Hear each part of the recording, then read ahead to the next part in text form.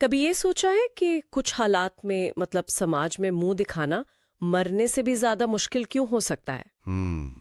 सुनने में थोड़ा अजीब लगता है ना? हाँ, लगता तो है। लेकिन आज हम इसी गहरे और सच कहूं तो थोड़ा बेचैन कर देने वाले विचार पर बात करने वाले हैं। हमारे पास एक अंश है जो इसी चीज को देखता है कि कैसे अपमान, खासकर किसी ऐसे के लिए जिसने इज्जत कमाई हो, वो मौत से भी बुरा महसूस हो सकता है। बिल्कुल। तो आज इरादा यही है कि इस पुराने नजरिए को समझें और देखें कि आज की तेज रफ्तार जिंदगी में इसके क्या मायने हो सकते हैं, अगर हैं तो। निश्चित रूप से। और ये कैसा विचार है जो हमें अपनी प्राथमिकताओं पर, अपने मूल्यों पर सोचने को मजबूर करता है। हाँ। जिस स्रोत की हम बात कर रहे हैं उसमें एक संस्कृत श्लोक है जो इस विचार को बिल्कुल सामने रखता है। अकीर्तिं चापि भूतानि कथयिष्यन्ति ते अव्ययाम संभावितस्य चाकीर्तिर मरणादतिरिच्यते। अच्छा। ताकि दूसरे अध्याय से है। और इसका जो कॉन्टेक्स्ट है, जो संदर्भ है, वो बहुत जरूरी है। ये कुरुक्षेत्र के मैदान में उस वक्त आता है जब अर्जुन, जो एक महान योद्धा हैं, वो अपने ही रिश्तेदारों के खिलाफ लड़ने को लेकर मतलब बहुत दुविधा में हैं, विषाद में हैं, और श्री कृष्ण उन्हें उनके धर्म की याद दिला रहे हैं। तो ये सिर्फ ज्ञान नहीं, एक तरह की मोटिवेशन है उस वक्त। हाँ बिल्कुल, एक निर्णायक क्षण में दी गई प्रेरणा है। तो चलिए इस श्लोक को थोड़ा और खोलते हैं। इसका सीधा सीधा मतलब क्या निकलता है, अगर आसान भाषा में कहें तो? हाँ, आसान भाषा में ये है कि लोग तुम्हारे अपमान की, तुम्हारी बदनामी की बातें हमेशा करते रहेंगे। मतलब ये मिटेगा नहीं। हमेशा। हाँ, अव्ययाम, हमेशा। और जिस इंसान ने समाज में मान सम्मान कमाया हो, उसके लिए बदनामी, ये अकीर्ति मौत से भी ज्यादा दुखदाई होती है। अच्छा, तो स्रोत में ये बताया गया है कि कृष्ण अर्जुन को यही समझा रहे हैं। बिल्कुल। वो कह रहे हैं कि अगर तुम एक सम्मानित योद्धा हाँ। डर की कारण अपने कर्तव्य से, यानी युद्ध से पीछे हटते हो, तो दुनिया तुम्हारी इस कायरता को, इस अकीर्ति को हमेशा याद रखेगी। ओ। तुम्हारा नाम हमेशा के लिए इस एक काम से जुड़ जाएगा। ये सिर्फ हार जीत का सवाल नहीं है। फिर ये तो फिर चरित्र और एक तरह से लेगेसी का सवाल बन गया। बिल्कुल, आपके चरित्र और विरासत का सवाल है। लेकिन क्या ये तर्क थोड़ा कठोर नहीं लगता? मतलब कर्तव्य निभाने के लिए एक तरह का भावनात्मक दबाव बनाना। देखिए, एक नजरिए से शायद कठोर लगे, पर यहां समझने वाली बात यह है कि कृष्ण अर्जुन को उनके स्वधर्म की याद दिला रहे हैं। मतलब उनका जो स्वाभाविक कर्तव्य है, उनकी जो प्रकृति है, एक योद्धा के। हाँ, एक योद्धा के लिए सम्मान और साहस, वो उसके होने का आधार माना गया है। यहाँ दिलचस्प बात यह है कि ये विचार प्रतिष्ठा और सम्मान को कितना सेंट्रल मानता है। किसी सम्मानित व्यक्ति के लिए अपमान को मौत से भी बुरा क्यों माना जा सकता है? इसका ना एक गहरा मनोवैज्ञानिक कारण है। क्या सम्मान और प्रतिष्ठा कोई बाहरी चीज नहीं है जिसे आप खरीद लें या बेच दें। ये व्यक्ति के कर्मों से, उसके चरित्र से, उसकी निष्ठा से धीरे धीरे बनती है। सही बात है, समय लगता है। हाँ, समय के साथ बनती है। वो उसकी पहचान का एक हिस्सा बन जाती है। अच्छा। अब मृत्यु तो शरीर का अंत है, एक बायोलॉजिकल घटना, लेकिन अपमान, खासकर पब्लिक में जो अपमान होता है, हाँ। वो एक तरह का सामाजिक या कहें कि आत्मिक घाव है जो भरता नहीं। वो उस पहचान पर, उस बनी बनाई प्रतिष्ठा पर एक ऐसा दाग लगा देता है जो इंसान के जीते जी भी उसे सालता रहता है। उफ। और शायद मरने के बाद भी उसकी विरासत से जुड़ा रहता है। ये एक तरह की जीते जी मौत है। जीते जी मौत, ये भारी शब्द है। हाँ, और श्लोक में जो अव्याम शब्द है ना, जिसका मतलब है हमेशा के लिए, कभी ना मिटने वाला, वो इसी स्थायित्व पर जोर देता है। अच्छा, मतलब ये कोई टेम्पररी शर्मिंदगी नहीं है? नहीं, बिल्कुल नहीं। ये एक ऐसी कहानी बन जाती है जो बार बार सुनाई जाएगी। ये उस व्यक्ति की पहचान को हमेशा के लिए बदल सकती है। हाँ, ये अव्यम हमेशा के लिए वाला जो पहलू है, यही इसे इतना वजनदार बना देता है। ये सिर्फ दूसरों की नजर में गिरने की बात नहीं है, शायद ये अपनी ही नजर में गिर जाने की भी बात है। बिल्कुल बिल्कुल, आत्मसम्मान पर चोट है ये। स्रोत में इसे समझाने के लिए एक सैनिक का उदाहरण दिया है जो काफी मतलब असरदार लगता है। हाँ। सोचिए उस सैनिक के बारे में जो लड़ाई के मैदान से डरकर भाग जाता है। हाँ ठीक है, उसकी जान बच गई, वो जीता रहा, लेकिन किस कीमत पर? उसका नाम तो हमेशा के लिए कायरता से जुड़ गया। वो जहां भी जाएगा ये कहानी शायद उसका पीछा करेगी। लोग फुसफुसाएंगे। सही बात है। अब उसकी तुलना उस सैनिक से कीजिए जो पूरी बहादुरी से लड़ता है, अपना कर्तव्य निभाता है और मान लीजिए युद्ध में मारा जाता है, वीर गति को प्राप्त होता है। उसकी शारीरिक यात्रा खत्म हो गई, लेकिन उसका नाम, वो सम्मान, साहस, कर्तव्य निष्ठा के साथ अमर हो जाता है। हाँ, उसे पीढ़ियां याद रखती हैं। आने वाली पीढ़ियां भी आदर से याद करती हैं। हाँ। तो ये कहानी इस अमूर्त विचार को थोड़ा ठोस बनाती है। बिल्कुल। लेकिन यहाँ एक सवाल मेरे मन में आ रहा है, जी। क्या ये सिर्फ युद्ध जैसी एक्सट्रीम सिचुएशन की बात है या इसका दायरा कहीं ज्यादा बड़ा है? बहुत अच्छा सवाल है ये। आज के दौर में जहाँ शायद युद्ध के मैदान उतने साफ नहीं है, जी। ये सिद्धांत कैसे लागू होता है? मान लीजिए कोई कंपनी में कोई बड़ी गड़बड़ी देख रहा है या किसी दोस्त को गलत रास्ते पर जाते देख रहा है, क्या वहां भी यही दुविधा होती है? आपने बिल्कुल सही नस पकड़ी है।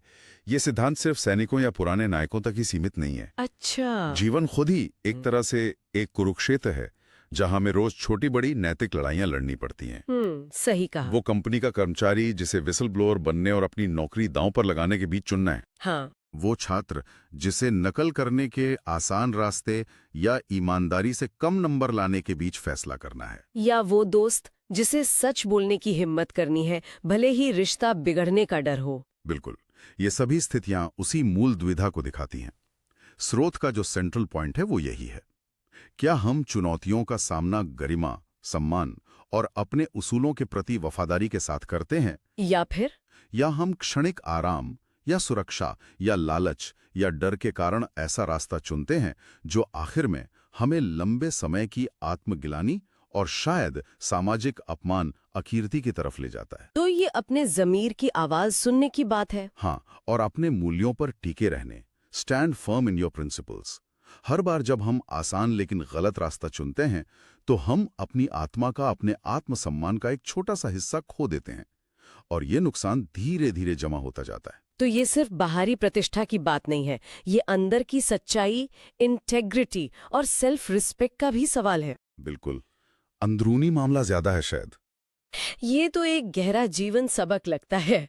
मूल संदेश शायद यही हुआ कि असली सम्मान बाहरी तालियों से नहीं, बल्कि हिम्मत वाले फैसलों से और अपनी जिम्मेदारियों को निभाने से आता है, भले ही वो मुश्किल हो। हाँ बिल्कुल, यही बात है। किसी मुश्किल घड़ी में पीछे हटना या नैतिक रूप से समझौता कर लेना शायद उस पल के लिए दर्द या संघर्ष से बचा ले। हाँ, टेम्पररी रिलीफ मिल जाए। लेकिन जैसा श्लोक कहता है, इसकी कीमत एक स्थायी अकीर्ति के रूप में चुकानी पड़ सकती है, दूसरों की नजर में भी और शायद ज्यादा महत्वपूर्ण अपनी नजर में भी। अपनी नजर में, बिल्कुल। स्रोत में जो कहा गया है उसे अगर अपने शब्दों में कहूं तो ये कुछ ऐसा है, जिंदगी का मकसद सिर्फ बदनामी से बचना नहीं होना चाहिए, बल्कि सक्रिय रूप से ऐसा जीवन जीना चाहिए जो सम्मान के लायक हो। बहुत अच्छे से कहा आपने।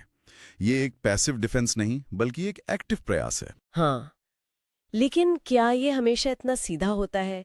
क्या समाज हमेशा सही काम करने वाले को सम्मान देता है?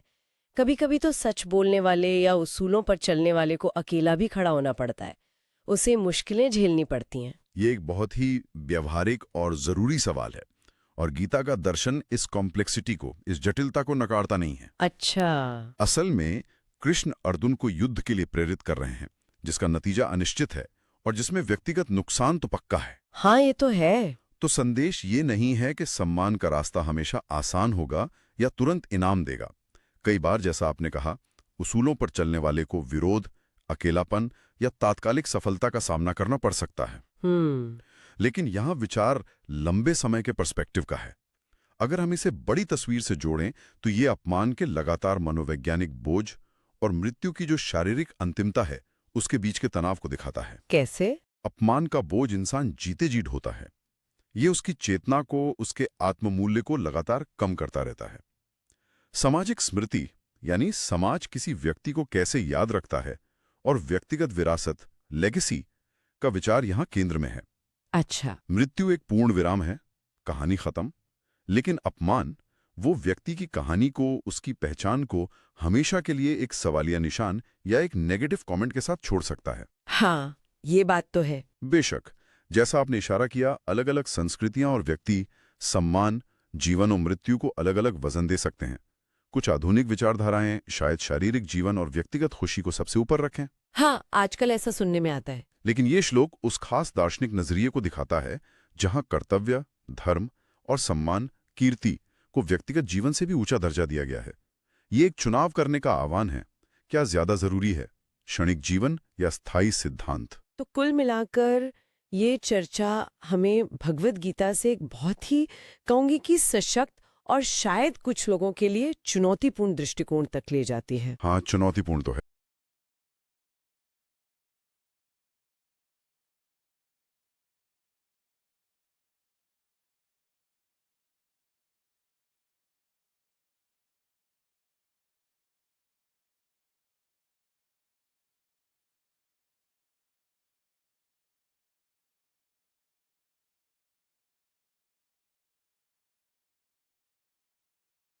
हाँ, उनसे उम्मीदें ज्यादा होती हैं।